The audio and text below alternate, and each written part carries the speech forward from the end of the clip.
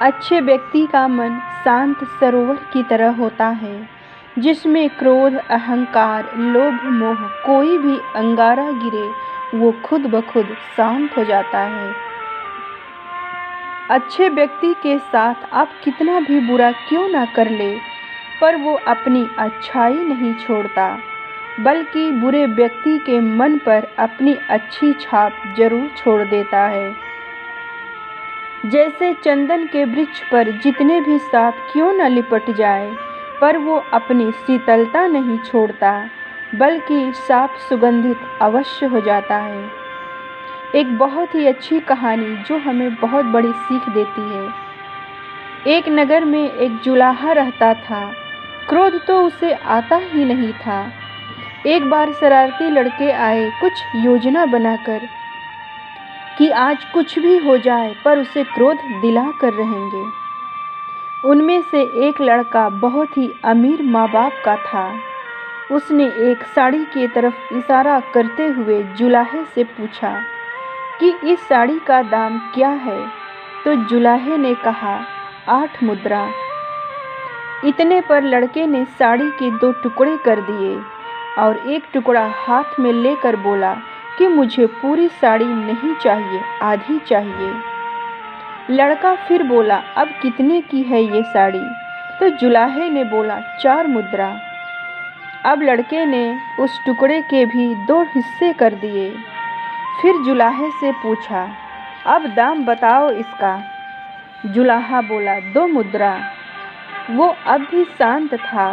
लड़का ऐसे ही साड़ी के टुकड़े टुकड़े करता गया और आखिर में बोला मुझे साड़ी नहीं चाहिए, ये टुकड़े अब मेरे किसी काम के नहीं। इस पर जुलाहे ने बड़ी शांति से कहा बेटा अब ये टुकड़े तुम्हारे क्या किसी के काम के नहीं। यह सुनकर लड़का शर्माता हुआ बोला मैंने आपका नुकसान किया है, इसलिए मैं आपकी साड़ी के दाम चुका देता हूँ।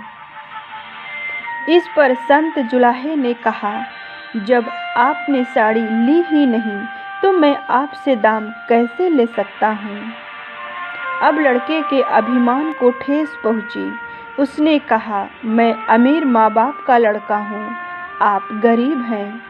मेरे दाम चुकाने से मेरे पर कोई फर्क नहीं पड़ेगा, पर आप ये घाटा कैसे सहोगे? मैंने आपका नुकसान किया है तो घाटा भी मुझे ही पूरा करना चाहिए। जुलाहे ने मुस्कुराते हुए कहा तुम ये घाटा कभी पूरा नहीं कर सकते। सोचो किसान का कितना श्रम लगा होगा, तब कहीं जाके कपास पैदा हुआ। फिर मेरी स्त्री ने बहुत मेहनत से इस कपास को बीना और सूत काटा।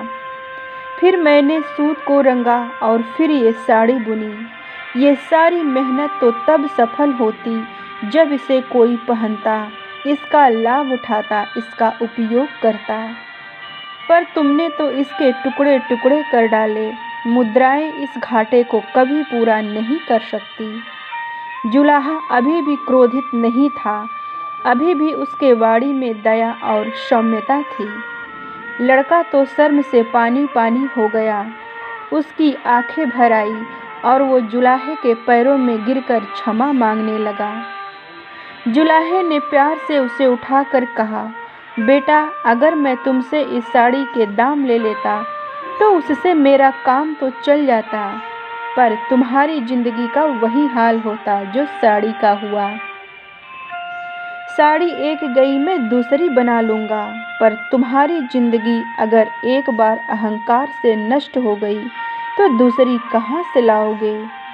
तुम्हारा पश्चाताप ही मेरे लिए सबसे बड़ी कीमत है। इस घटना ने उस लड़के का सारा जीवन बदल दिया। क्या आप जानते हैं कि वो संत जुलाहा कौन थे? वो जुलाहा थे संत कबीर। सच ही कहा है किसी ने कि जब बसंत आता है तब प्रकृति सुधर जाती है और जब संत आता है तब संस्कृति सुधर जाती है। इस कहानी से आपको क्या सीखने को मिला, कैसा लगा, यह हमें कमेंट में ज़रूर बताएं। कल फिर मिलेंगे दोस्तों। सुबह 7 बजे। तब तक आप अपना ख्याल रखें और दूसरों का भी ख्याल रखें। आप सबका दिन शुभ हो।